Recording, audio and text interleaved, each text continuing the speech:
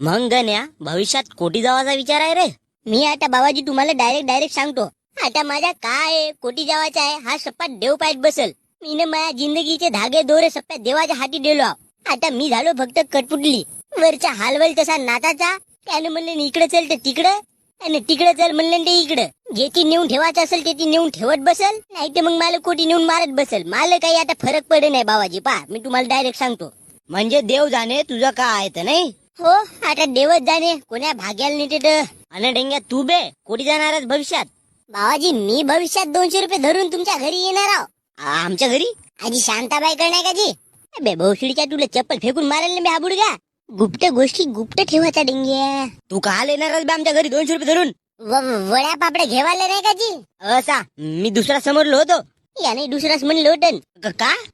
जी काही नाही. मी म्हणलं तुम्ही कुठे जाणार आहे भविष्यात?